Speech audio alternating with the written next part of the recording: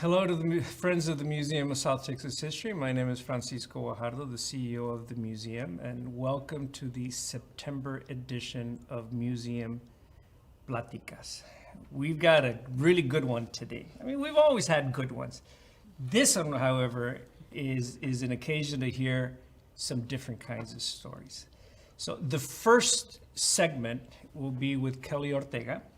Kellye is a fantastic trustee with the Museum of South Texas History as a board member. And so Kellye and I will have a plática about the big annual fundraiser that the museum has every year. We have Fandango coming up. So she and I will engage in that kind of conversation. We'll go on break. And then for our big segment, we will have a young lady by the name of Margie Pollock. She comes to us from the town of Hargill. And so she's got some fantastic stories to share because she was actually the postmaster in Hargill for many, many years, worked at the post office for 44 years or something. But more importantly, she is a terrific storyteller about Hargill. And so I really look forward to that plática with her. So when we return, we will have Kellye Ortega on.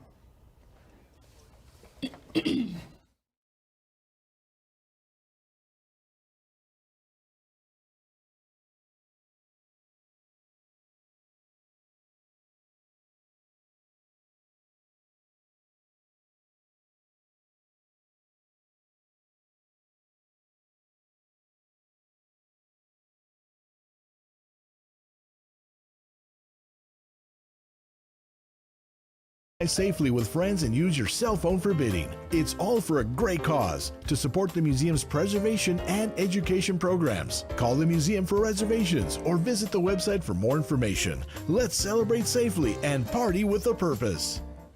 Join the Museum of South Texas History for Fandango on October 2nd and discover why our jailhouse rocks. Fandango is going virtual this year with small gatherings in private homes. Simply pick up your dinner and wine from South American Table. Socialize safely with friends and use your cell phone for bidding. It's all for a great cause to support the museum's preservation and education programs. Call the museum for reservations or visit the website for more information. Let's celebrate safely and party with a purpose.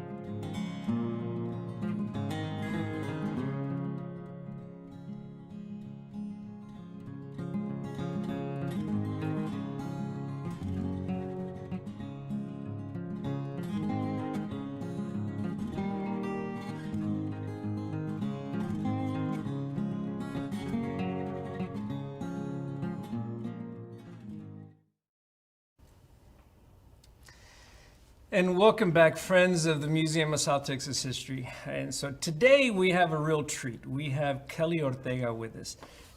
Kellye, hello to you. Hi, how are you? Kellye, first question. Okay. Okay. How did you get involved with the museum? Okay, that's a good question.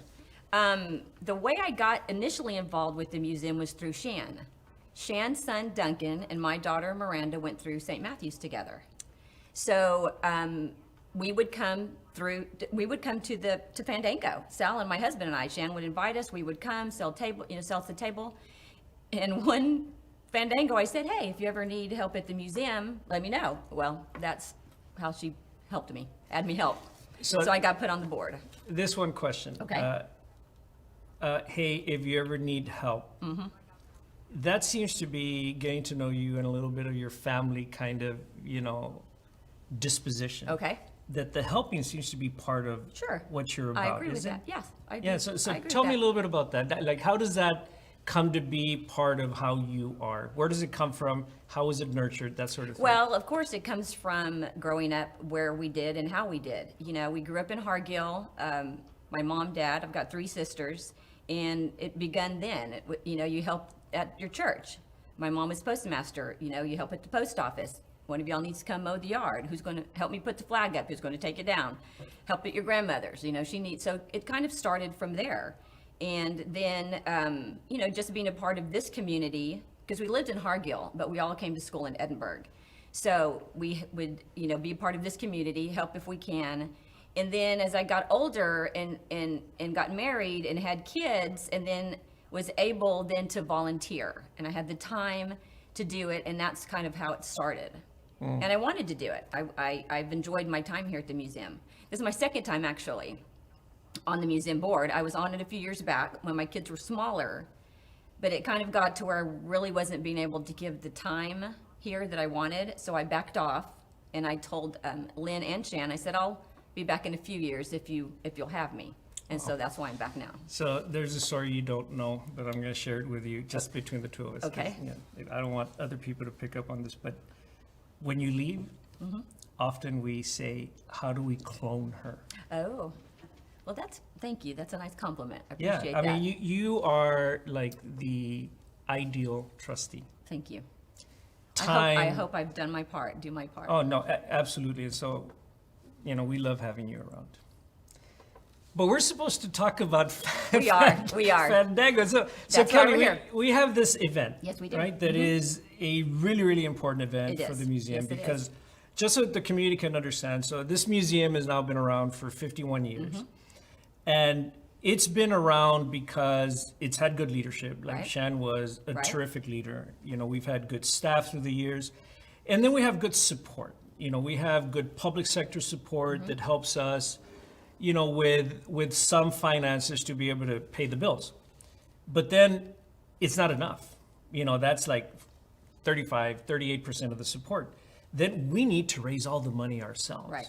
And so we have several fundraising kinds of events and processes. And the big one every single year, which is like, if we have a good Fandango, we have good sustainability with the museum. Right, correct. And this thing that we call Fandango now, it wasn't always Fandango. It became wasn't. Fandango some years ago, but this thing has been around since the mid 70s, as I understand. That's right. So can you just share quickly, what Fandango is, just so that our friends can know more clearly? Sure. Like you said, Fandango started in the 1970s, but it started out as the Heritage Gala. Heritage Roundup. And it started out as a flea market back then, and I'm assuming they started, the reason back then too is that they needed the extra funds. They were raising funds. And then it grew over the years, and it became a dinner and auction event, which is what we still have today. So it's one of the longest running events in the Valley. It changed its name to Fandango some years later, and it is still Fandango, and it is still held every year on the first Saturday of October. And it's a fun, wonderful event, great food, wonderful auction items, a great time to visit with people that you might only see once a year at Fandango. So you look forward to it, visiting, and at the same time supporting the wonderful museum and the programs it offers. Fandango because it's a party. Because it's a party. Fandango because we want to have fun. We want to have fun and do some good for the community. Yeah. Yep, for sure. Now, we are living in a very peculiar time now. Right. And so Fandango, Kellye, as you know, and you described, was always a big party. People came together, that sort of thing. And then we get hit with this thing. This thing. COVID-19 hits. And so, we now have to be responsible in different ways. There's the public health thing. Yes. And so last year, we didn't have a choice but to do Fandango online, Right. virtually. Right. And, we were a little bit nervous about that, but thankfully we have a terrific staff. We have a good supportive community, and the community was patient with us. We went online and we had a terrific Fandango last year. We did. Talk about how it was last year for you. Well, and to go back a little bit, we've, when Fandango is held on the grounds, there's 400 people here. So of course we knew that because of the pandemic, we would not be able to have it here at the museum. But we also knew that we had to have it in some form. So we started trying to figure out how was that going to happen? How was that going to look? And the staff came up with the fantastic idea of having a virtual Fandango. I guess it's sort of a hybrid because it was the auctions and everything were online, on your phone. We would watch it on TV, but we were gathering in very small groups in our homes. So I guess it was a kind of a hybrid event. And so we had, I had 3 tables of guests at my house that evening last year, and we had the best time.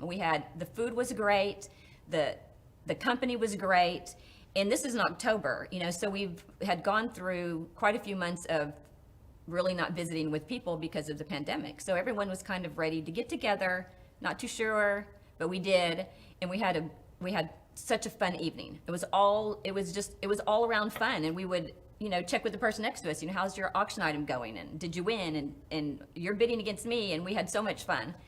And it was, like you said, one of the best Fandangos that we've had to date. So all the hard work paid off. It was a great event. And for 2021, we were pretty determined that we were going to come back in person. We were. And then the Delta variant hit. Correct. And so, there was good wisdom on the board that said, why don't we just exercise a little bit more patience, Right.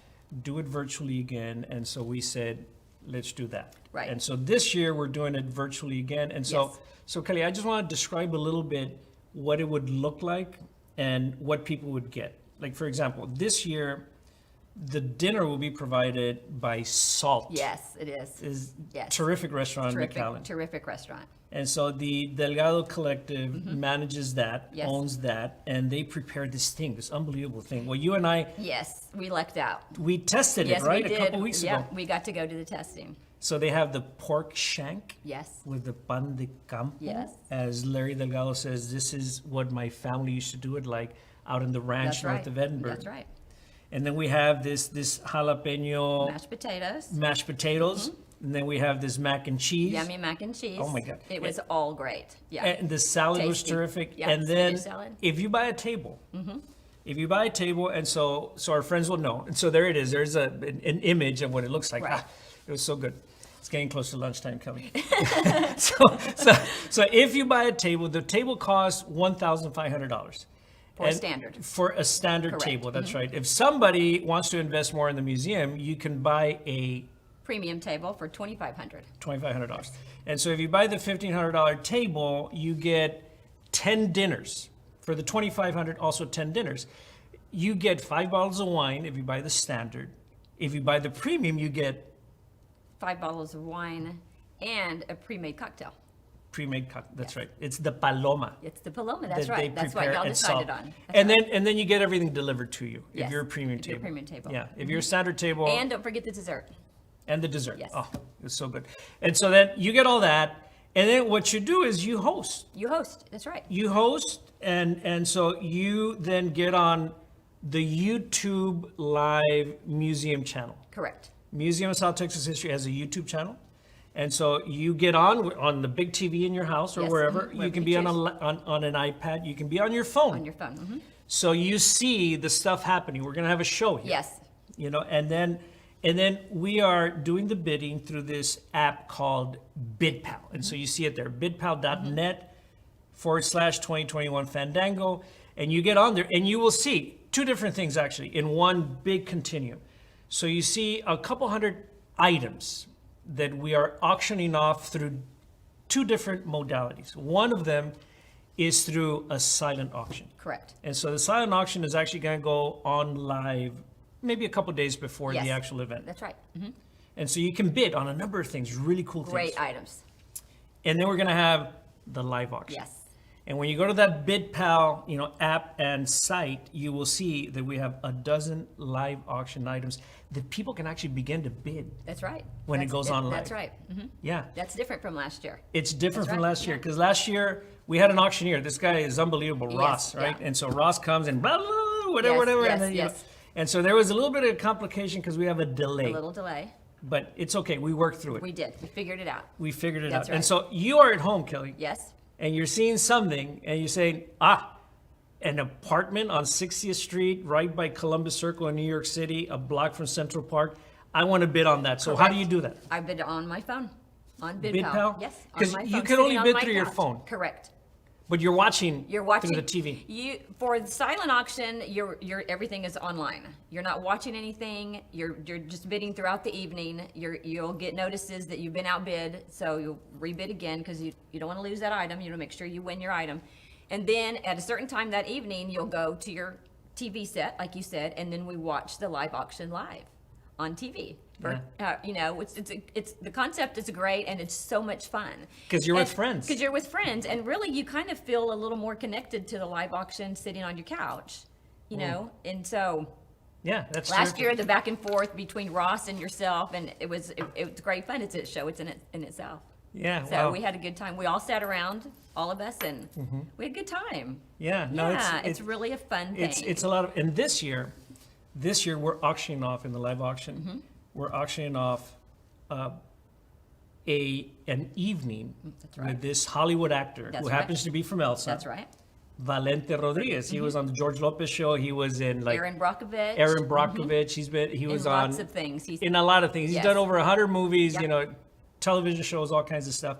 And he comes to the museum, Valente. He loves this museum. And so when he was here once, we struck up a conversation, and then I sent him a message, hey, Valente, can we auction you off? right. And so Valente is actually creating a sitcom Right. that has the museum as part of the setting. And so he and another guy he went to school with in Calchosa named David Rice, right. who's an author. Author, Together they are creating the sitcom. And so somebody will be able to auction off an evening with Valente and David Rice at the museum. And Larry Delgado will provide The dinner. the dinner. Yes. It's a great auction item. Yeah. And I guarantee I'm saying this correctly that nobody else is going to have this auction item at their events. No. So it's one to watch. It's one to bid on. I don't know these guys personally, but I've seen them through a Zoom call, and the two of them together it's going to be hilarious, fun tour through the museum, and great conversation over dinner. Yeah. The people they know, the places they've been, the stories that they can tell about making their movies or writing their books. Or if somebody, Kellye, has a child or a grandchild or a friend who is an aspiring actor, yes, or an aspiring author, to be able to sit right there have dinner with and them. know that they came from here and they've Yes. done well and they're giving back. Yeah. Yeah. Wow. How about that? It's a great auction item. So, Valente, when we zoomed him in for our board meeting, Mm-hmm. he told a story that I actually want to use as a segue to our next segment. Okay. He said that we should be telling stories differently about being from the Valley. So you know who that reminds me of? That reminds me of our next guest. Yes. Our next guest, who I think you know. I do. Yeah. Who is she? My mom. My mom, Margie Pollock. I've known now, sorry, Mom, I'm going to say this, 81 years, because yesterday was her birthday. So I have known. That's so beautiful. Yeah. And so, I so look forward to hearing her stories. Yeah. But, what captivated me in just a brief conversation with her was that she's so intent in making sure that people tell stories about her hometown And the right way. the good stories. Yeah. Yeah, for sure. So, Kellye, thank you so much for being such a good trustee. Thank you for having me. And for coming and telling stories about Fandango. Yeah. Did we miss anything, Kellye? You know what? I don't know that we missed anything, but if there's anything anyone has any questions on, they can call the museum, and we will help them out. And you have till Monday to buy a table, buy a ticket. Just join us for the evening because it's just going to be so much fun. It's fun, and it's all, such a good cause. Well, the cause is, helping us know ourselves better. And keeping this digital content that has grown through, in the museum over the last year, out of a need, on and available for, everybody. It's a great place. Thank you, Kellye. Amen. Thank you. Appreciate it. Okay, when we come back, we're gonna have a nice plática with Margie Pollock. Thank you. You were terrific. No. I didn't know I would.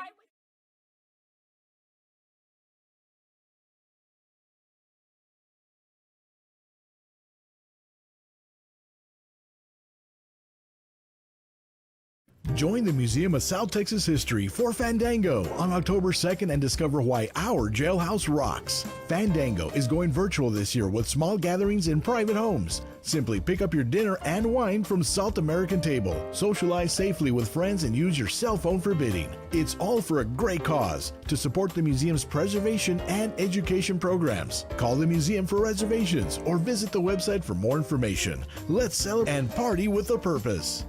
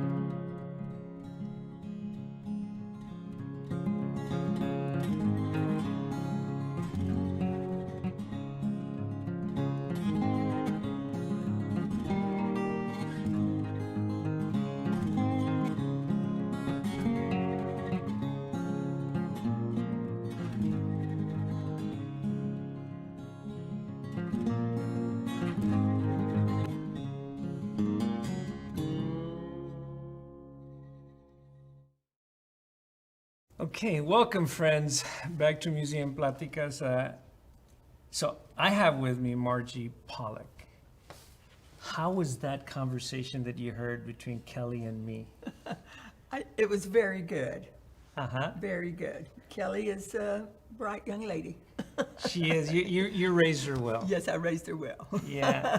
You know, there was a piece there about how when she said that she once said to Shan, you know, however you might need me, or if there's anything I can do, that resonates with you. I'm guessing that's how you raise your children. Yes, and she didn't give this part. They were brought up in 4-H programs. I don't know if you know anything about 4-H. Yeah. But through the four of them, we spent 20 years doing 4-H work through Willacy County because we live right on the line. And when I was young, I did too. I didn't spend 10 years probably in 4-H. So that's where you learn a lot of your talking and your programs. We did a lot of sewing, cooking, that kind, because we didn't know anything about cows. I did the rest. But that's where they learned a lot of their giving back to the So community. that's interesting because I remember, you know, just in kind of understanding the purpose of 4-H and that sort of thing, it was kind of created to create good young citizens. Yes, that's what it was. And that's what we did. To be responsible, to be giving, to, you know, look after your neighbor, that sort of thing. And that's where that program went. And we was in it for 20 years with them. How about that? And my husband did a lot of taking and going. They went to state organizations. We went to A&M, to state programs, and a lot of different things. Tell me a little bit about your husband. What was his name? Where was he from? That sort of thing. Max Pollock, he was from Hargill. Originally, he was born there, was not raised there. When he was about 2, he went to live a little bit north of Hargill with his grandparents. And he was raised by the grandparents. And then he went to La Serra to school. Then he went on to Mercedes to school. But then they moved to Asherton, Texas, which is up around Carissa Springs. And that's where he graduated from high school. So then he went to Sul Ross for 2 years, and after that he joined the Navy and spent 4 years in the Navy on a ship over in Japan and wherever. Then he came back to Hargill to live because his dad still lived there. But then I met him. How old were And you? then the when- rest of it was, Oh my God! Yeah. So you like, you know, you get people. And he they, was so handsome. Had this beautiful black hair. I was 16, so he was, you know, about 22. He was a little older than me, but I was 16, and that was it. So you were a student at Edinburgh High School at the I time. went to Edinburgh High School, rode the bus, bus number 1, and it was full of kids, and it was good. Wow. There was times when we had these 2 guys on there that liked to do mischief, you know. Oh. They'd make paper balls and they'd throw them at the bus driver and all that. Yeah. Well, we kind of decided that we'd do that so that we'd get turned in, you know. So the whole bus got turned in, and they'd take it out to the bus barn, and the guy out there would keep us there till about noon, you know. Nobody had to go to school. Wow. But And so that happened once or several? Several times. Who are these guys? one, and they graduated. But we did that. Then other times when we would ride the bus, it seemed like all of Edinburgh wanted to come to Hargill on Halloween night because they could do lots of stuff, you know, not mean things, but turn over outside toilets and put them on top of the buildings and, you know, just put tires in the road, just being mischief. Well, we'd all get on the bus the next day, and the bus driver, he'd take us to the middle of town and make us all get off and clean up the town before he'd take us to school. Really? Yeah. Well, but you would be cleaning up stuff that other people. That's okay, nobody cared, Huh. you know, How about that? that was fun So times. the story of the public Margie is that she was a postmaster at the Hargill post office, Right. and that you worked there for like 44 years. Yes. How did that happen? Well, first of all, a little history about Hargill, okay? It started in the early 20s over at Philagonia, which is about 1.5 miles northeast of Hargill, a little town. They even had they had a post office there, and they had a little hotel and that. But from what I understand, the banditos come through and tore it up and took it over. So they all left, and they moved over and made the town of Hargill. In the 20s. In the 20s. So this would have been when Philagonia would have been killed off, or whatever would have been the teens. Right. During the Mexican Revolution, there was a Right. lot of spillover Yeah. revolutionary Right, activity. a lot of that. Stuff. And so then a guy named Harding and a guy named Gill joined efforts and create the little town of Hargill. Well, they were promoting land around there, and that was, and I don't know how exactly to say this little town, which is 1 mile square, is going to be Hargill, and then the people started buying up the lots from them. And it's kind of funny because it's still 1 mile square. It hadn't grown any, and it can't, because all the land around it is owned by Real Farms in Monte Alto. And they don't sell that land. You can rent it and that, but they don't sell that land. And so it kind of started that way, and then the railroad track came through, which helped it. And that was the St. Louis, Brownsville, Mexico Railway that Yeah. came through there in 26. Yes, came through, went to Edinburgh. My mom said she went several times on the train with my older brother. I never rode that one, but What was your mother's name? Shirley Foreman Haley. She come from Alabama. She came from Alabama when she was 11 and lived north of Hargill. And my daddy came from Oklahoma when he was 16. So they lived within 1 mile of each other, and then they later married in 35. What was your father's name? Ralph Thomas Haley. Okay. He come from a family of 14 out of Salina, Oklahoma. And good family. So you're raised in Hargill. You were born in I was Hargill. born and raised in Hargill. And so, how were you born? What were the conditions around you being born? Was there like a midwife there, or No, or the doctor? I was born at home, 1.5 miles of Hargill, north of Hargill. But we had a doctor from Elsa that came out and made house calls. So my brother and I both were born at home, and then after. What was the doctor's name? Do you remember? No, No. no. Huh. But we were both born at home. Wow. How about that? Yeah. So, what day were you born? Oh, I don't know that. Just September 23rd. September 23rd. Are you kidding me? Today's September 24th. Yeah, yesterday. You turned 81. 81. Well, happy birthday to you. Thank you. 81 yesterday. How about that? So. What a glorious day. And so you were born on the 23rd of September of 1940. 1940. Wow. So your first years of life, you were a war baby. I mean, I don't know if there are stories about that. Like, didn't really affect it? No, I remember, I think my daddy enlisted, but he was never called. And then it kind of quit in 42 or whenever the war was over. I Yeah, don't remember. yeah. Like 45, they dropped the atomic bombs and it was something, over. yeah, But little Hargill maybe wouldn't have felt it as much. No. There was 2 or 3 guys in those bad marches during all that stuff. Yeah. Okay. And there was Okay. 2 or 3 guys. So you went to the elementary school there in Hargill. Went to elementary in Hargill, started in Hargill, where there was no cafeterias, no bathrooms, none of that stuff, But it was Wow. good. How many blocks from the school did you live? When I first started, we lived out north of Hargill, about 1.5 miles, Oh, okay. in a Real Farms house, because my dad was a farmer. I see. And so we used the farm, and then we rode the bus in. And I had a cousin that lived not too far from me, so I rode the bus every day with her, and I kind of visited school. You couldn't do that now. But the teacher gave me a desk, and so when I started school next year, I started in the 2nd grade. So I just skipped the first legally. Who was running the school there in Hargill at the time? It was always part of the Edinburgh It's school always district. been Always. hard, yes. Mr. Knudsen was a wonderful principal, Mr. Francis, we had some great people. Then we moved to Hargill, the family did, and 49, I think. So, Wow. And your father continued to farm? well, he did, yeah, until he retired. Then he worked for the water district. Oh. And we always laughed at him because he was an avid fisherman. And he always carried his fishing pole in the back of the car all the time he worked for the water district, because he was on the canals all the time.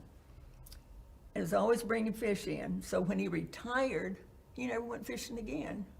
We never could figure that How one about out. that? Did your father ever tell you stories about Delta Lake, the construction of Delta Lake, or any of those kinds of things? Yeah, but he was, we was over in the Hargill and we didn't.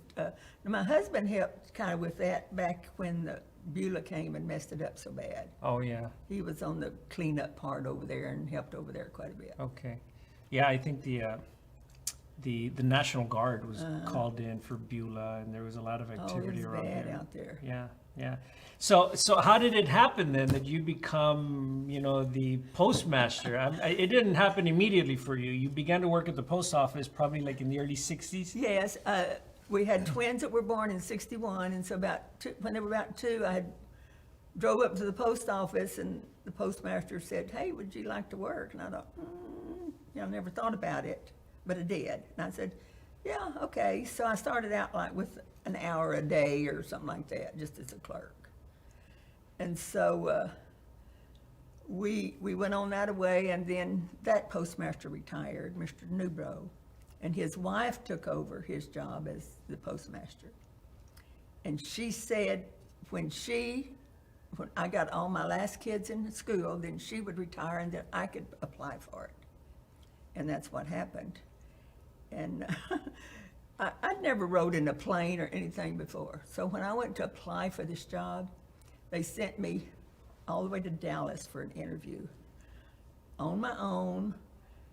Put me in a hotel, walk down the street to the post office. It was scary because I'd never done that before. And you were 35 years old. Yeah, I'd never been out of Hargill about. Did you fly out of Harlingen or McAllen?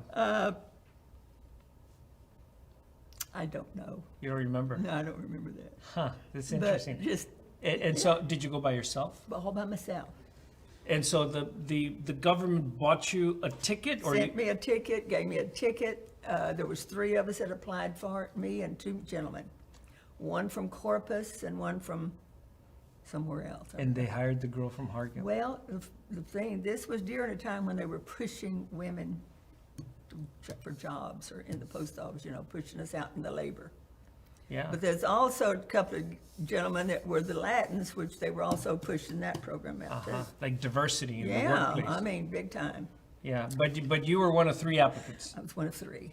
And so you went for an interview. They interviewed the 3 maybe up in Yes, all Dallas? 3 of us. But you didn't know the others, or did No. you I didn't see them? No. Okay. No, we And didn't. and we didn't. and then did they tell you then that you had the job, or they called you? Oh, no, sent me back home. It was probably nearly a year and a half before I What? even knew that I got the job. And you got a letter? Yeah, just got a letter, "Hey, you're postmaster." But you were still working at the post office. Oh, yeah, Yeah. full-time. Yeah. Yeah, full-time. So there's a story about the post office and rural America. Okay, This story that it has been the post office that has been like the continuation of rurality, of like the soul of a rural town is often found in the post office. right, that's true. So tell me about that, how Hargill would have been sustained through the years through the post office. Well, that was the only place you could go and visit. You went and stayed sometimes. The guys would stay out in the front and talk and talk and talk, and they always wanted coffee or donuts or something, but that didn't happen. But Well, you're not a cafe, you're a post no, office. I'm a post office. You're supposed to get your mail and go home. But people say that. Yeah, Maybe they'll bring their own coffee. Yeah, that didn't matter. Because what's happening as in the 60s and 70s and 80s, as you're working at the post office, the post office stays. A little store opens and then closes. Another little shop or whatever opens and then closes, but the post office never closes. No. So people can go to the post office. It becomes what? Like the center Well, of it's community? the center, and for a while they called me the mayor because I was supposed to, I knew everybody and I knew what they did and where they went, and of course you didn't tell who got mail, but you knew the people from birth on up. Tell me a story about that, about how you were able to see families grow. Well, a funny also thing, some of these kids that come through and picked up their mail with their parents probably when they was first, second grade or whatever. They go through high school, then Hargill had no jobs for people, so you didn't, when you graduated, you had to leave because there was no businesses there for people to make a living. And they'd go off, and about 25 years later, they'd come back and they'd say, "Are you still here?" They remembered me, So you were the postmaster, the de facto mayor, and you were like the one face. Yeah, that everybody knew. So if you were kind and nice, that would have been a good face for Hargill. Yes. If you were mean, and wasn't that wouldn't have been good for Hargill. Right. How about that? They were great people. Great. But did you think about that? Did you think about how your disposition would have meant so much to how people felt about the town? No, it was just natural to be happy. And I was. And, people would come in and you'd say, "Well, how are you today?" Well, they may stay there an hour telling me their life history. Really? Yeah? And you knew the types, right? Because like somebody but who you starts never a story. told anything over the counter to the next person. It's No. all, yeah. Wait, was that part of the training, or you Yes. just had sense? No, that's nothing. They told you. Yeah, it was just people talking. Yeah. It was. Yeah. I had these two gentlemen come in one time. Of all the times there, I never learned Spanish, and I even took it in high school. But I didn't. I knew a llave and I knew a stampilla, but it wasn't a stampilla. It's a timbre. One man kept trying to teach me timbre. But local people call it a estampilla anyway. Well, I know, Like- but it was a timbre. He would. Okay. So if I needed to know anything in Spanish, I'd call my husband because he was very fluent in Oh. Spanish. So anyway, these two gentlemen come in and they just talked. One talked Spanish and one interpreted, on and on and on. I don't know, 30 minutes, and I don't even remember what they wanted. So they left, and after a little bit, the one that talked the Spanish came in and talked the best English you ever heard. Oh my God. What'd you do that for? Why? He didn't tell me. Oh, he didn't tell you? Can you imagine if you had been a gossip yourself? Oh, Can you imagine the stories in Hargill No. that you could have spun? No. It's a good thing you weren't. You knew too much. But it's a great job. I lived a block and a half from the house. So I walked to work in the back door and went to work. Were you a federal employee? Yes, civil service. Civil service. Yeah, I got in at the time there were still civil service people. And it was an amazing job. Great job. I was the only one there. I had a clerk that would work when I'm off or on my Saturdays, but we didn't never work together. I remember when I was a kid growing up in Elsa. I'm from Elsa. Okay, I went okay. to Ed Cauchosa schools. Did you know Mary Martinez? Yes, I did. She was my boss. How about that? I just Yeah. saw her yesterday. And then, the Becerras, Yeah. who, like Delia, married a Salinas in Elsa. And so, and then some of the Becerras just moved over. Like Leo Becerra had a Sure, kid sure. named Leo. He was my student. I started off as a high school teacher in Elsa. And then the Salinases, Delia's kids, were all my students. Okay. So I want to tell you a story about that in a little bit. But first, the story of how when I was growing up in Elsa, we used to hear these stories about Hargill. Bad ones. It's almost like how people from McAllen or Edinburgh talked about Elsa. People from Elsa used to talk about Hargill like that. And it wasn't like in this, best light. As the postmaster and the de facto mayor I did of lose that Hargill, job. how did you feel? Because I'm sure you heard those things. I would just get so mad. Really? And the Monitor paper used to, every time anything happened within a 10-mile radius of Hargill, we got blamed for it, all the time. I just really got tired of that, so I called them up one day and asked them why they did that, You called up the monitor. Yes, You I just did. like dialed the monitor and you Yes. said, I want to talk to somebody. Yes, I was so mad at them. Yeah. The next day, the lady comes, the writer comes out there, reporter, and And you told her. I told her, you know, I mean, I don't think it ever stopped, but because we still get blamed for stuff. But What did you But tell anyway, her? God, What's the story that the world should know about Hargill? well, it's not that bad. You know, every town has 2 or 3 little hoods that Yeah. ride on everything or swipe something if you leave it out in the road or whatever. You know, everybody's got those. But the other 97 are good. Oh, great people. Yeah. And the family's all great. This town, which is a mile square, there's still families that live on those lots. You know, the parents or the grandparents have been gone for years, but the kids come back and build them a house on that. It's an amazing little town. Sure. And maybe, Well, I loved it. You know, I've Yeah. always loved Hargill. but the fact that you called the paper to me is like a real act. Yeah, you know, it just had. Like, who does that? Well, You I did. just had enough of them. I know, putting yes, this down yes. so bad. Yeah. So, you know that one of my students when I was a high school teacher was this kid named Christina. Okay. And Christina spent, you know, her summers with Tia Mela, you know, out in Hargill. Hargill, yeah. Yeah, Mela. Mela, she worked at Sure, the school for sure. many years, I Mela think. Becerra. Becerra, yeah. Sure. And with Tia, like, Locha or somebody, Sure, right? she just- those So folks- Christina used to spend her summers out there, and her brothers also, and so Christina then, she's a professor of history, by the way, Okay. at the University of Texas at Arlington. Oh, my. She wrote a book that won a Book of the Year award. I'm going to show it to you. Oh, my. This is Christina's book. Christina Salinas Becerra Ah, I didn't know that. won a book award. Influenced by Hargill.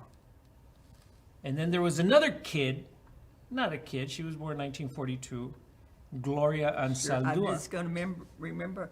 Oh, she went on to be very famous. Well, she wrote a book, Borderlands, and Gloria, I don't know if she was born in Hargill, but she lived in Hargill all her life. Sure. Well, I mean, until she was like, She's buried out there. she's buried out there, and people take pilgrimages. Yes, they they call do. Delray to Yes. go open up the Yes. cemetery. Yeah. It's unbelievable. What is it about Hargill that nurtures, at least in these two people, but also in Kellye, your Yeah. daughter, in you, Yeah. this kind of You're just kind of creativity? attached there. You know, you're not. It's always home. We used to have these Hargill reunions every 5 years, and we dated it like you're invited. Anybody can come that lives in Hargill or ever wanted to. You know, because in school it was a place to go. You know, and so we have these big reunions, and the first one there was like 800 people come back to it. It's crazy. Is that the time that kid from E.T. went? I was going to tell about him. You know, he's related to us. Really? How so? His grandfather and my mother's stepbrothers and sisters. So Henry Thomas, and he came. That was his first year, right after he had made E.T. So he was like 8 years old, 7 years old or something? And Spielberg had given him a movie camera, so he was around taking movies, you know. And everybody's kids was all looking at him, and he was kind of bashful. I but he wonder- came back every time, and he got Yeah. to be a real friendly kid. How about that? I wonder about that footage. Yeah. Well, where it you've got to be in that footage. is. Somewhere, or the kids were. How about you know. that? Yeah. Well, Margie, thank you so much for coming and sharing some of your stories. This has been wonderful. I happen to think that every little town like Hargill needs somebody to set the record straight. They do. It seems like you've been one of those people. And us in Hargill that still live there, we love it. Yeah. We have 4 daughters, and they come out there and go to church every Sunday. We How have about several that? churches, and they come out every Sunday and go. There's Kellye and her family. Sandy lives in Austin. Now, Sandy is a certified chef. She went to Culinary Arts School? in New York City Oh my God. for the French Culinary Institute. So she's been on TV a lot. Oh, But- she's kind of a big deal. yeah, she's a big deal. From Hargill. Yeah, From Hargill. So How about we've had that? a lot of. I'm telling you, then look, there's, then people there's come out of E.T. Hargill. and there's that, and then the other, you know. this little And town. Kellye? And Kellye. Kelly's, And Kellye. Kelly's our good kid. And then won't tell anybody else. It's just between you and And me. then the twins are both school teachers, so, And this is your Yvonne and Yvette. Yes, Yes. yeah. That's terrific. Yvette still teaches first grade at St. Joseph. And Oh, wow. Okay. and, Yeah. and Yvonne taught first grade for 33 years at Travis Elementary. Okay. Okay. But anyway, Hargill's a great place to live. So, What it is the one story or the one observation that you want to close with? Is there anything that we may have missed or that you thought last night? I want to say this. Is there anything? I just want everybody to know that Hargill is not bad, okay? Sometimes people say, oh, you're not going to Hargill, you're going to drive through there, you'll get your windows broken with orange juice. That orange doesn't. juice. No, that may have happened at some point, No, but come on, think about Yes. what stuff goes in the rest of the Yeah. valley. you know what? I'm gonna make it a point to go have a hamburger in that little place. That's wonderful. What's the Great name of that hamburger. place? Tell me It's No-No's, or it's Hargill Taco. Oh my God, that's a great name.